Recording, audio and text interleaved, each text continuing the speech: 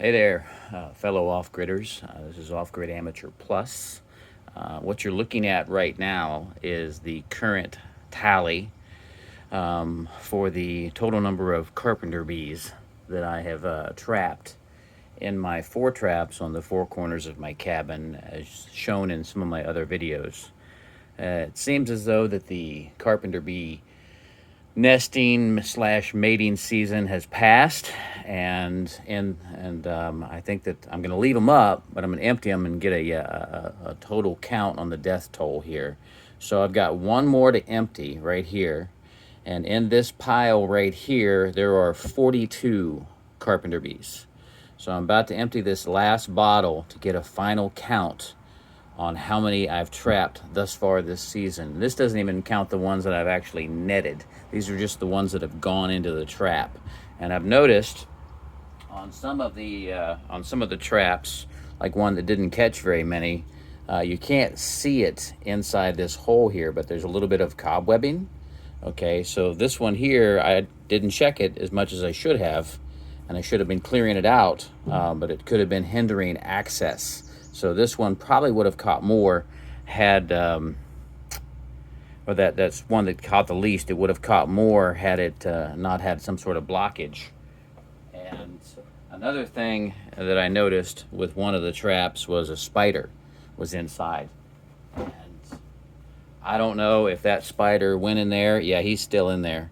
Went in there solely for the purpose, because there's a nest pod in there. He may have went in there solely for the purpose of feeding and decided to, lay his eggs someplace where there might be a regular source of food coming in. Not sure what his motivation was. I used one of these claw grabbers, these little things you squeeze and they grab to pull them down, because they're mounted with magnets right here, as shown in my first video explaining how I mounted them. I can quickly get them down, check them, empty them, and put them back up. So without any further ado, let's go ahead and empty this one. You gotta grab it right around the neck, because the bottle wants to collapse. So you grab it up here around the neck and you just give it a little twist. It isn't just friction holds that on. So let's go ahead and set this to the side. It looks pretty clean. There's a good clean access down in there to the opening. So nothing has blocked this one off. So the final shakeout takes a little bit of time to shake them all out. There's another wasp, and finally, when I get them all out of here, we'll be able to do a complete count. Now there's a spider just fell out, that went up in there. So there's one more in here. Got to get him out. All right, that's it. And I'll separate the other flying insects, the hornets, wasp. I don't know if those are those new Asian murder hornets or if they're just a type of yellow jacket. But in addition to the 42 here, it looks like I've got 3, 4, 5, 6, 7, 8, 9, 10, 11. So that brings the count up to 53. Last year I counted at least 44. Okay, not counting the ones that I killed. So this year it's performed a little better, but every one of these carpenter bees represents a potential hole in my house. Every one of these bees were looking for a place to drill, and they went into that trap instead. And so I can't tell you how important it is to me that these traps are up every year and functioning. It's like there's even a maggot crawling around in here. I'm not sure how he got in there. Maybe a fly laid an egg or some sort of larva, but 53 carpenter bees, that's the death toll. And there are at least 3, 4, 5, 6, 7, 8 other types of flying insects that maybe wouldn't pose a problem for my for my house, cutting holes in it, but they're not buzzing around my face either. So that's a pretty good count for the year. 53 total carpenter bees that have been caught in these 4 traps, and you divide that by 4 and you're looking at just about 13 plus bees per trap. That's not bad for a season. I am going to put these back together. I'm going to I'm not sure if I'm going to evict the spider that's in one of these or not. You know, spiders are, I think they're our friends. They do catch other flying insects. You know, most of them are not dangerous to people, so we just leave them alone. Some people can't stomach a spider, so they're gonna smash them. But the spiders don't do any damage to my home. These do, and well, I'm just not going to tolerate it. You know, pollinators, you know, aside. You know, I know we need them, but I also need a house that isn't full of holes. So. I hope you enjoyed this right here. It may gross some of you out.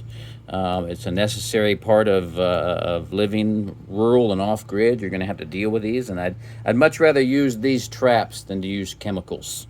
You know, because chemicals, I'm exposed to the chemicals, and it just repels the bees so they can just go drill somewhere else. And they've got lots of options. There's tons of trees in the area, and they choose to try to make a nest in my home. So hope you enjoyed this video. If you have any questions, comments, if you'd like to see a little more detailed explanation about how these are built, one of my other videos gives you a kind of a look into it. You know, just a drill spade bit makes this hole.